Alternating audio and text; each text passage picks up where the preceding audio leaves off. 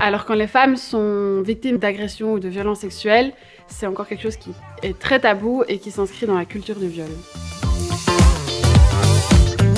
La culture du viol, c'est une culture socialement acceptée des violences sexuelles. C'est répandu dans les films, le porno, dans tous les lieux de la culture. Des explications comme les hommes ont des pulsions et les femmes disent non pour dire oui. Plein d'idées reçues et stéréotypes genrés qui entretiennent justement cette culture du non-consentement.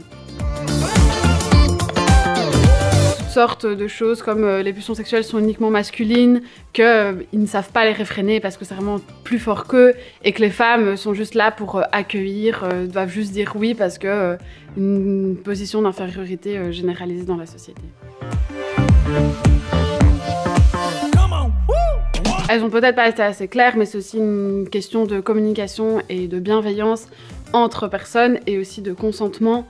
De demander à l'autre personne s'il est d'accord et de ne pas lui imposer son avis. Souvent, c'est ce qui se passe quand les femmes sont victimes de violences.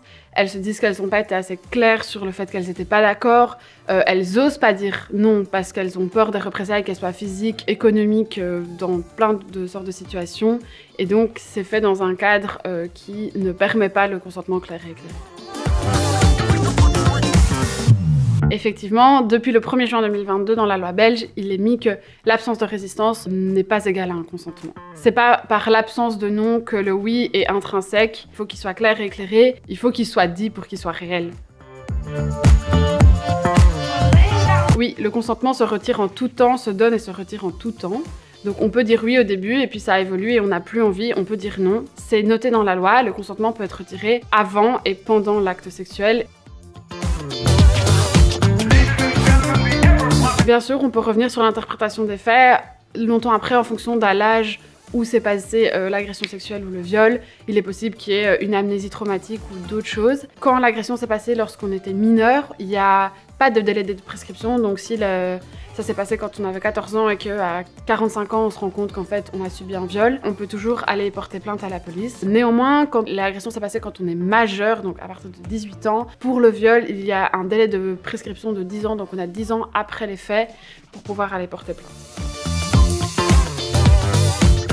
Alors si vous voulez aller porter plainte pour agression sexuelle, vous pouvez d'abord vous rendre dans les centres de prise en charge des violences sexuelles ou CPVS qui sont présents dans toutes les grandes villes du pays, que ce soit en Flandre ou en Wallonie. Il y a une équipe pluridisciplinaire qui pourra vous prendre en charge et vous pouvez aussi déposer plainte directement auprès des forces de l'ordre qui sont formées à la prise en charge. Vous pouvez aussi vous rendre dans un commissariat. On vous conseille d'être accompagné pour un soutien émotionnel et moral. Et ensuite, vous pouvez vous rendre aussi dans les centres de planning familial qui sont eux en contact aussi avec les zones de police qui peuvent vous épauler dans la démarche. Oui, c'est le 0800 98 100.